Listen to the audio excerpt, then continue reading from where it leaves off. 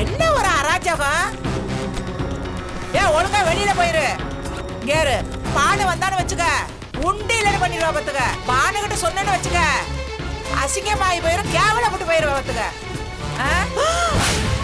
என்ன ஒரு அராஜகம். ரூம்ல வந்து துணியெல்லாம் அள்ளி போட்டுக்கிட்டு எதுக்கு இதெல்லாம் அள்ளி போட்டுக்கிட்டு இருக்க? உனக்கு என்ன கிறுக்கு குடிச்சு போச்சா? என்ன உனக்கு திமிரு? ஒழுங்கா போயிரு. என்ன நினைச்சுக்கோ மனசுல? என்ன இப்படி அராஜகம் பண்ணிக்கிட்டு தெரியற? உன் வீட்டுல வந்து இந்த மாதிரி துணியெல்லாம் கலச்சு போட்டா சும்மா இருப்பியா? உனக்கு என்ன பைத்தியமா பிடிச்சிருக்கு? எதுக்கு இப்படி போட்டு தோண்டிக்கிட்டு இருக்க? இனி என்ன இருக்கு அதுல? ஒரு துணி இல்லாம அள்ளி போட்டுட்ட, இனி என்ன இருக்கு அதுல? இனி என்ன பண்ணிட்டு இருக்க? உனக்கு இங்க என்ன வேலை? பானு கண்ணு, பாத்தியா கண்ணு, அவ வளையல காணுமா, அதுக்காக மொத்த துணி அள்ளி வெளியே போட்டுட்டு இப்படி அநியாயம் பண்ணிக்கிட்டு இருக்கா. உன் வளையல காணும்னா ஒரு ரூம்ல போய் தேட வேண்டியதானே? ஏ ரூம்ல எதுக்கு இதெல்லாம் பண்ணிட்டு இருக்க? எதுக்கு இப்ப இந்த டிராமா எல்லாம்? இது பாரு, இந்த கேள்வி ஒரு ரூம்ல தானே இருக்கு, அதோட லக்கேஜ் இங்க தானே இருக்கு, அதனால தான் தேடுறேன். இல்லனா ஒரு ரூம்ல எனக்கு என்ன வேலை? இன்னும் என்ன இருக்கு அதுல? செலவுக்கு காசு தான் வச்சிருக்கேன், அதையும் எடுத்துக்கோ. அதை எடுக்கிறதுல நான் பாத்துக்கிறேன், நீ சும்மா இரு. ஏண்டி இன்னி போடதாண்டி மீதி இருக்கு, அதையும் அவுத்து போடவா? ஐயோ என்ன பாக்குறியா? என்ன பேசிட்டு இருக்கீங்க நீங்க? வைஜெயந்தி, அத போட்டுட்டு வெளியில வா. வா. என்ன வெளியே வா, உள்ள போட்டுட்டு. இங்க உள்ள வந்து இவ்வளவு காரியம் பண்ணிட்டா, இப்ப உங்களுக்கு எல்லாம் நிம்மதி தானே, சந்தோஷம் தானே? போய் வேலை இருந்தா பாரு. வைஜெயந்தி, நீ கிளம்பு முதல்ல. போ ரூமை விட்டு வெளியே. என்னங்க நடக்குதுங்க? போங்க. Oh God. So ridiculous.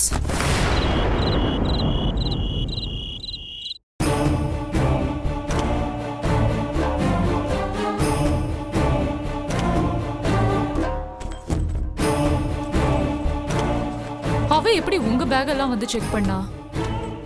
அட என்ன கண்ணு நீ புரியாம பேசுற? எங்கேயே ஒரு பொருள் காணாம போச்சுன்னு அவ சத்தம் போடும்போது நான் பாதி விவரமாயிட்டேன். ஏதோ பிளான் பண்ணி சொல்றான்னு தெரிஞ்சு போச்சு. எனக்கு புரியல நீங்க சொல்றது. என்ன சின்ன குழந்தையாவே இருக்க? அவ திருட்டு பட்டம் கட்டணும்னு முடிவு பண்ணிதான் இந்த வேலை பாக்குறான்னு நினைச்சேன். இந்த வீட்டுல அவளுக்கு யாரு விரோதி? இப்போதைக்கு அவளுக்கு புது விரோதி நான் தான். அதான் சூதானமா கொஞ்சம் யோசிச்சேன். இல்ல நீங்க சொல்றது எனக்கு இன்னமும் புரியல. இரு வாரேன்.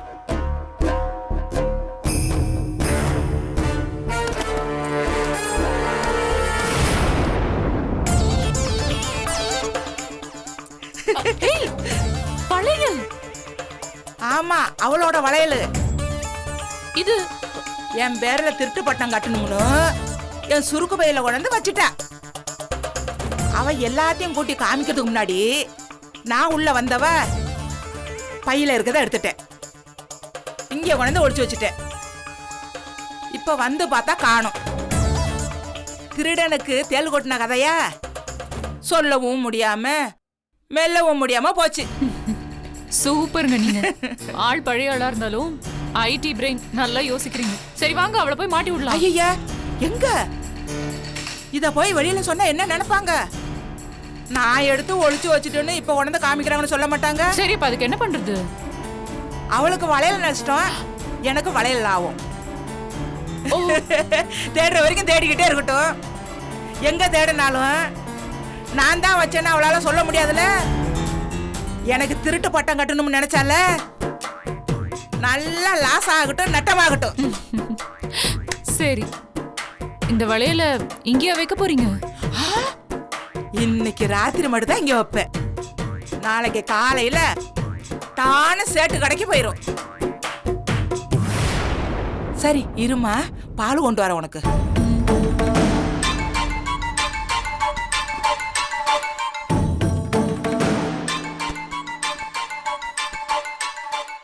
அம்மா ஒரு நிமிஷம். என்ன கண்ணு? நீங்க பண்ணதெல்லாம் ஓகே தான், ஆனா ஒரு விஷயம், இந்த வளையல் அடகு மேட்டர் இதெல்லாம் அவங்களோட மட்டும் வச்சுக்கோங்க. ஐயா என்ன கண்ணு இப்படி சொல்ற? என்ன நினைச்சு போட்ட என்னை பத்தி? நான் என்ன திருடியா? அவ எனக்கு திருட்டு பட்டம் கட்டுனா, நான் அவளுக்கு சூழ்ச்சி பண்ணேன். அவளுக்கு ஒரு பாடம் கத்து கொடுக்கறேன். அவளதே. இந்த பாரு கண்ணு, நான் அமெரிக்காவுல எத்தனோ வீட்டுல வேலை பார்த்திருக்கேன். டாலர்ஸ் கணக்கா போட்டுட்டு போவாங்க. டாலர் குமிஞ்சு கிடக்கும். தொட மாட்டானே. நமக்கு எதுக்கு கண்ணு அதெல்லாம்? குடிக்க கஞ்சியும் கட்டிக்க சேலை, அவ்வளவுதான். நான் சொன்னா நீ நம்ப மாட்ட. நான் இந்தியாவுக்கு கிளம்புறப்போ உப்புமா வீட்டுல என்ன வேலைக்கு கூப்பிட்டாங்க. உப்மா வீட்லயா? ஆமா, அந்த ஒயிட் ஹவுஸ்ல இருப்பாங்களே. யாரு? American president Barack Obama. அவர்தான். நாங்க அவரை அமெரிக்காவில் உப்புமாடு தான் சொல்லுவோம். சரி சரி, நீ இருக்கன்னு, நான் போய் சூடா பால் கொண்டு வரேன். Okay.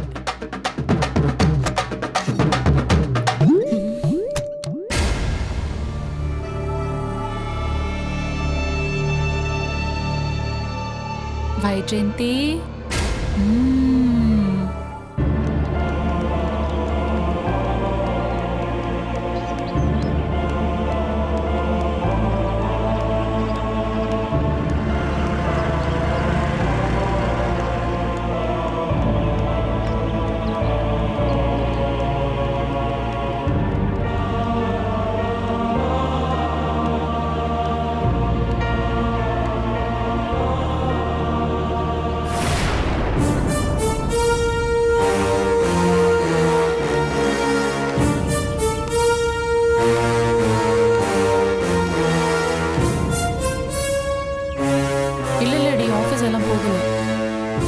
I'm working from home today.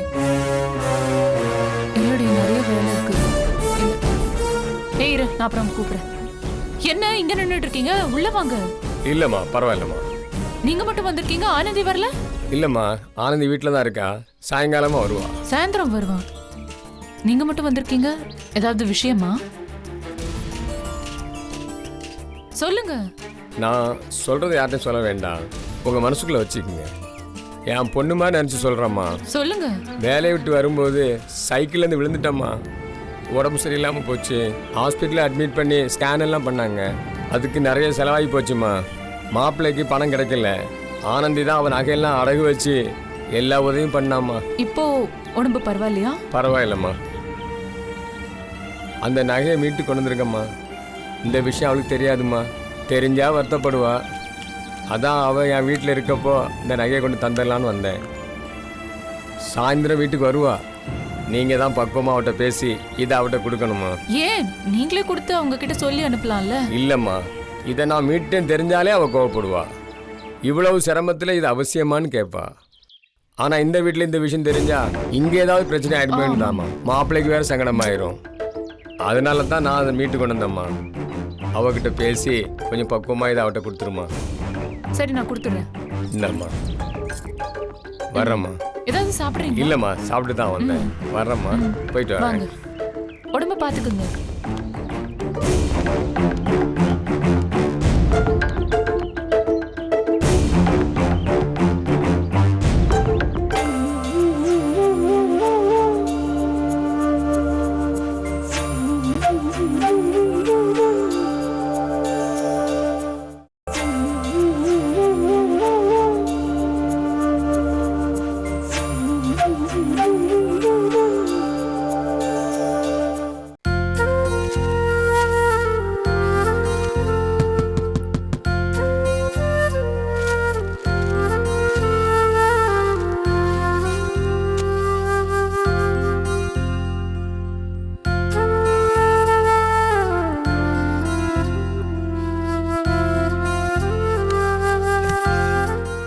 வாங்க வாங்க வாங்க சார், உள்ள வாங்க வாங்க, உள்ள வாங்க வாங்க வாங்க.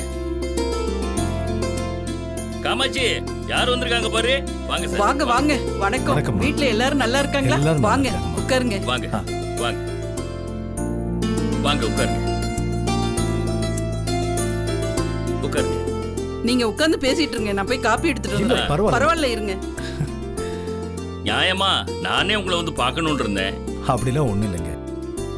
ராமச்சந்திரன் சார் உங்களை பத்தி சொன்ன உடனே உங்களை பார்க்க அப்படியே கிளம்பி வந்துட்டேன். ஒரு நட்பு ரீதியா உங்களை சந்திக்கலான்னு தான். அது உங்களுக்காக இந்த வீட்டு கதவை எப்பவுமே திறந்திருக்கும். பழைய பாரம்பரியம்னு ஒன்று இருக்கு இல்லையா, அந்த பழைய பாரம்பரியம் இன்னைக்கு நாகரீகத்தால அடிபட்டு போயிருச்சு. வளர்ச்சிங்கிற பேர்ல வீழ்ச்சி நோக்கி போய்கிட்டு இருக்கு. அப்பெல்லாம் அரிசி மாவுல கோலம் போட சொல்லுவோம், அது இருக்கிற ஈரமெல்லாம் சாப்பிட்டு போகும். எங்க இப்பெல்லாம் அது மாறி போச்சே. உங்க குடும்பத்துல எனக்கு பெரிய மரியாதையும் மதிப்பும் வர காரணம் உங்க பாரம்பரியம் தான். எங்களுக்கு ரொம்ப சந்தோஷமா இருக்கு சார். பழமையை கேவலமா பேசுறவங்க மத்தியில நீங்க அதை மதிக்கிறத நினைக்கும் போது ரொம்பவே சந்தோஷமா இருக்கு சார். உங்க அப்பா வேணுகோபால்லாம் காஞ்சிபுரத்துல பெரிய அளவுல கடை நடத்தும் போதுதான் நான் இந்த ஊர்லயே காலடி எடுத்து வச்சேன். உங்க கைராசி குடும்பத்து மேல எனக்கு ஒரு பெரிய மரியாதை உண்டு.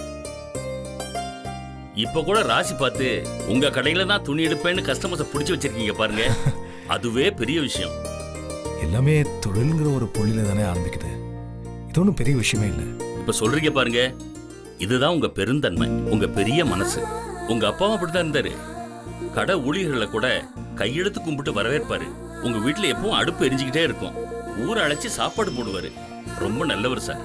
எவ்வளவு வேணாலும் பணம் இருக்கலாம், ஆனா அந்த மதிப்பும் பாரம்பரியமும் கைராசி குடும்பத்துக்கே உரியது.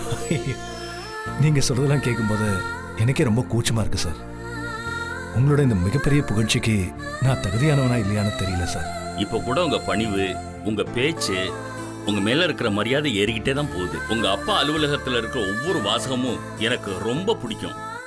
எடுத்த காரியத்துல சுமை கிடையாது, நம்ம ஆர்வத்துல தான் எல்லாம் இருக்குன்னு அப்பவே சொல்லுவாரு.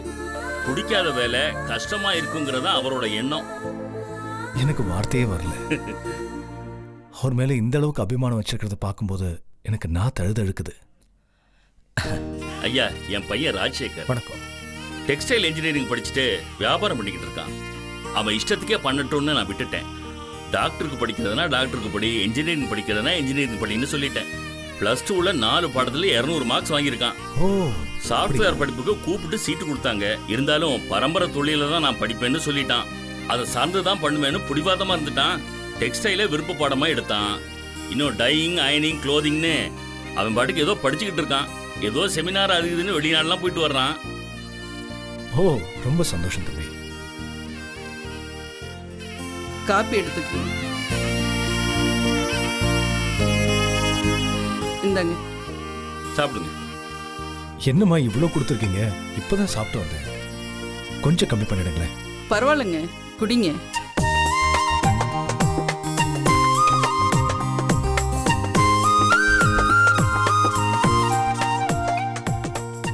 பொண்ணு விஷயத்துல நீங்க யாரை பார்த்தாலும் ஓகேன்னு சொல்லிட்டான். ஓ, பெரிய விஷயம் சார். இந்த காலத்துல பசங்க எல்லாரும் வேற மாதிரி இருக்காங்க. இப்படி ஒரு பையன் சொல்றதை கேட்கும்போது ரொம்ப பெருமையா இருக்கு சார். எங்க சார் இந்த காலத்து பசங்களாம் வேற மாதிரி பிரச்சனையில சிக்கிக்கிறாங்க. அதுல இருந்து மீள முடியாம பெத்தவங்களுக்கு கஷ்டங்களை கொடுக்கறாங்க. அதுல உங்க பையன் கிரேட் சார். எங்க பையனுக்கு எந்த கெட்ட பழக்கமும் இல்லைங்க. ஆஹா, ஒரே ஒரு விஷயம் தான் சார், நம்ம மேல நம்பிக்கை வச்சா அந்த நம்பிக்கை உடைக்க மனசே வராது சார். அப்படிதான் எங்க அப்பாவும். ஆஹா, நான் காலேஜ் படிக்கும்போது என்னை லவ் பண்ணாத, அது பண்ணாத, செலவு பண்ணாதன்னு எப்பவும் அட்வைஸ் பண்ணாம எங்க அப்பா நண்பர் போல நடந்துக்கிட்டாரு. இந்த நிமிஷம் வரைக்கும் என் விஷயத்துல அவர் எனக்காக வாழ்க்கையில பண்ணது எல்லாமே நல்லதுல தான் முடிஞ்சிருக்கு. அதனால எனக்கு ஆழமான நம்பிக்கை இருக்கு.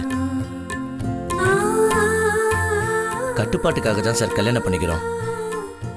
அப்பா பழகுறதுக்கு இனிமையான மனிதர் சார். உண்மைதான் சார். எனக்கு மனசு நிறைஞ்சிருச்சு சார். காமாட்சி, ஆ? பையன் போட்டோ எடுத்துட்டு வா. இது எடுத்துட்டு வரேங்க. வீடு பிரம்மாண்டமா கட்டிருக்கீங்க. கலைநயத்தோட ரொம்ப அழகா இருக்கு. உங்க அப்பா அந்த காலத்துல கட்டின கைராசி வீட்டை விடவா? அதுல ஒவ்வொரு செங்கலும் பேசுமே, உயிரும் உணர்வும் சேர்ந்திருக்கே. வெறும் சிமெண்டும் செங்கலும் இல்லாம மனுஷனோட அன்பு பாசம் எல்லாம் அதுல கலந்துருக்கே. அந்த மாதிரிலாம் வராதுங்கய்யா. பல சங்க மீட்டிங்கெல்லாம் நான் அடிக்கடி வருவேன். அதை நினைச்சாலே சந்தோஷமா இருக்கு. உங்க குடும்பத்துல பொண்ணு எடுக்கிறேன்னு நினைக்கும் போது எனக்கு ரொம்ப பெருமையா இருக்கு. எனக்கு ரொம்ப சந்தோஷங்கய்யா. இந்தாங்க போட்டோ. இது என் பையனோட போட்டோ. சரிங்கய்யா. வீட்டுல காட்டுங்க, எல்லாருக்கும் பிடிச்சிருக்கான்னு கேளுங்க. கண்டிப்பாங்கய்யா. நான் என் தங்கச்சியோட ஃபோட்டோ கொண்டு வரல. ஆனால் உமா சம்மதம் சொல்லிட்டா. அதெல்லாம் ஒன்றும் பிரச்சனை இல்லைங்க. அடுத்த சந்திப்புல பேசிக்கலாம். உங்க வீட்டுல கொண்டு போய் காட்டுங்க. சரிங்க, வாங்க. அப்போ நான் அப்படியே கிளம்புறேன். இருங்க, சாப்பிட்டு போலாமே. இல்லைங்க, பரவாயில்ல, இன்னொரு நாள் கண்டிப்பாக வந்து சாப்பிட்றேன். வரேங்க. வாங்க. வரேன் தம்பி. வாங்க சார். வரேங்கம்மா. வாங்க.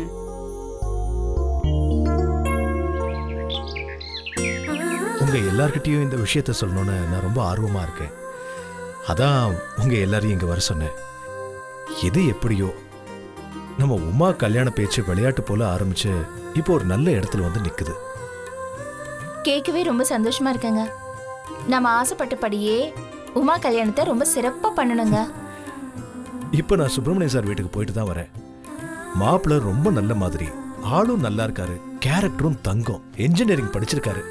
எவ்வளோ பணிவா இருக்காரு தெரியுமா? அந்த குடும்பமே நம்ம குடும்பம் மாதிரி ஒரு அழகான குடும்பம். உண்மையை சொல்லணும்னா அந்த வீட்டுக்கு மருமகளா போக நம்ம உமா தான் நிறைய புண்ணியம் பண்ணிருக்கணும்.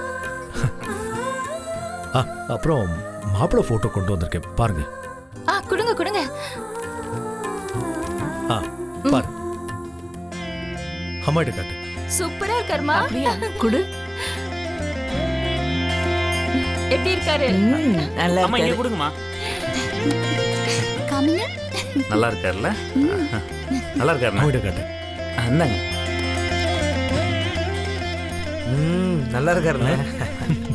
உமாட்ட காட்டுங்க. உமா பாரு. உமா பாத்தியா?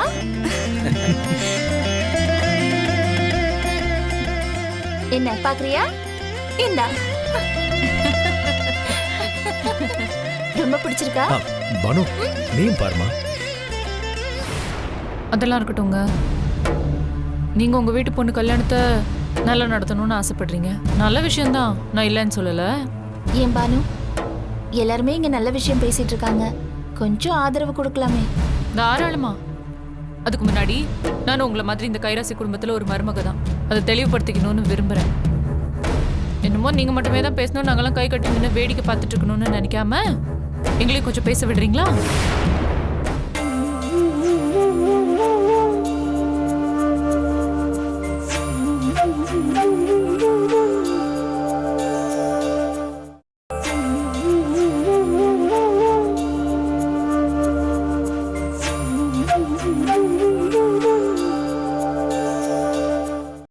என்னமோ நீங்க மட்டுமே தான் பேசணும், நாங்கெல்லாம் கை கட்டி நின்று வேடிக்கை பார்த்துட்டு இருக்கணும்னு நினைக்காம எங்களையும் கொஞ்சம் பேச விடுறீங்களா? நீங்க இந்த கல்யாணத்தை சீரும் சிறப்புமா நடத்தணும்னு ஆசைப்படுறீங்க, ஓகே. ஆனா அதுக்கு முன்னாடி எங்களுக்கு சேர வேண்டிய சொத்தை எங்களுக்கு தனியா பிரிச்சு கொடுத்துருங்க.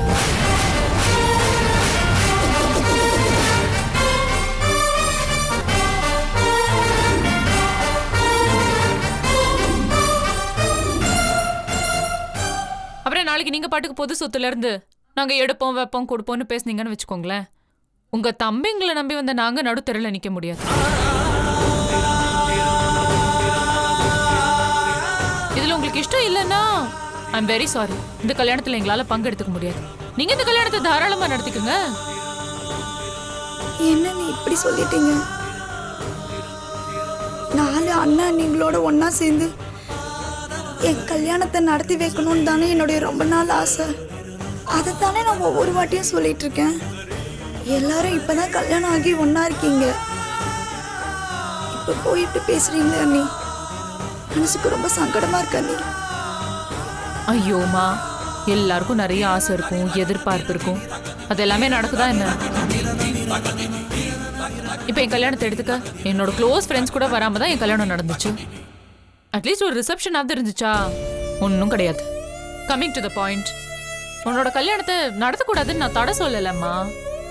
அதுக்கு முன்னாடி எங்க சொத்தை பிரிச்சு கொடுத்துருங்கன்னு தான் நான் கேட்கறேன். அப்புறம் நாளைக்கு நாங்களும் உமாக்கு ஆசையா செய்வோம்ல, உமாக்கு நெக்லஸ் போடலாம், ஒட்டியானம் போடலாம். அது சபையில சண்முகம் அண்ணன் பானுமதி அணி செஞ்சதா இருக்கட்டுமே. அதை விட்டுட்டு பொது சொத்துல இருந்து எடுத்து செய்யறோம்னு சொன்னா அப்புறம் நாங்க நாளைக்கு வேடிக்கை தான் பார்த்துட்டு நிக்கணும் இல்லையா?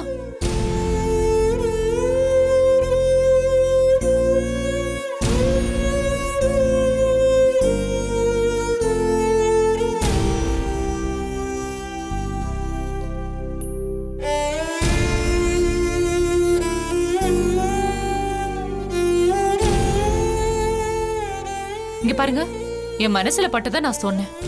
அதுக்கப்புறம் நீங்க யோசிச்சு ஒரு முடிவெடுங்க. இப்போதைக்கு எனக்கு நம்பிக்கையா இருக்கிற ஒரே விஷயம் என்னோட வேலை தான். அதை நான் காப்பாத்திக்கணும்ல.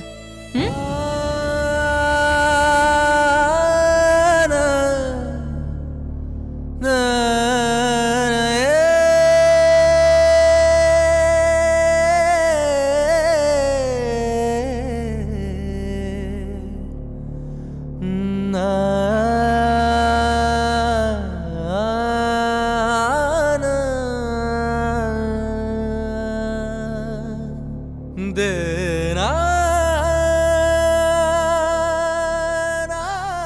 ஏன் வைஜெயந்தி,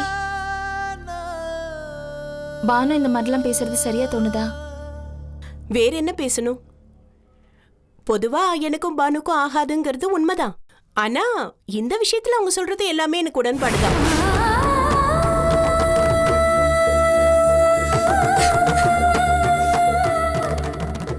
இந்த வீட்டுல தான் நாங்க மருமகளா இருக்கோம். எங்களுக்குன்னு ஒரு தனித்துவமே இல்லைன்னா எப்படி? கிட்டத்தட்ட தங்க கூண்டுல இருக்கிற கிளி மாதிரி தான் நாங்க. கூண்டு தங்கமா இருந்த நாங்க என்ன பண்றது? எங்களுக்குன்னு சுதந்திரமும் உரிமையும் வேணும் இல்லையா? இதெல்லாம் பேசி என்ன ஆக போகுது? விட்டுருங்கக்கா. ஏய்,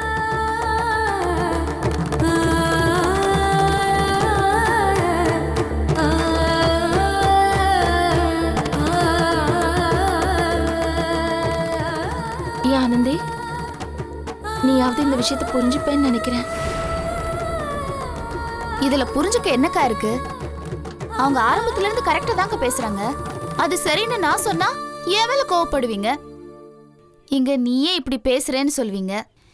என்னத்துக்கு அதெல்லாம் பேசிக்கிட்டு? விட்டுருங்க. உங்க குடும்ப விவகாரமே எனக்கு தேவையில்லை.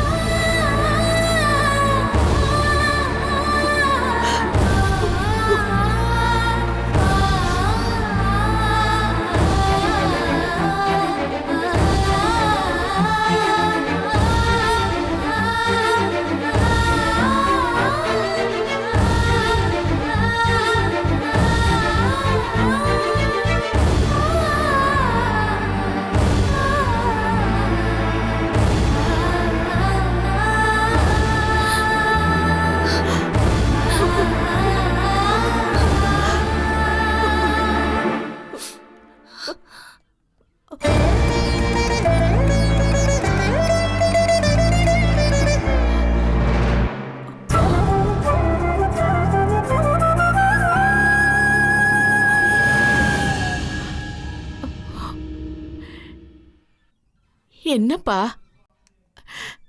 ரெண்டு பேரும் இவ்ளோ அமைதியா இருக்கீங்க? பொண்டாட்டி அடிங்க திட்டுங்கன்னு நான் சொல்லல.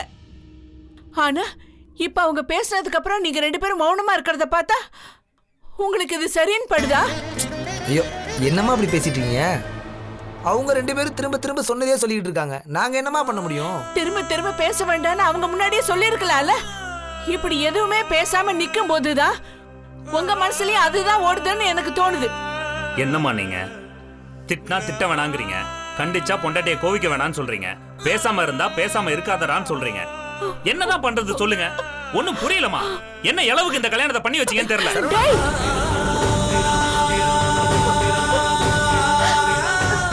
எப்படி பேசிட்டு போறா பாரு. இது வரைக்கும் அவன் இப்படி பேசி நான் கேட்டதே இல்ல.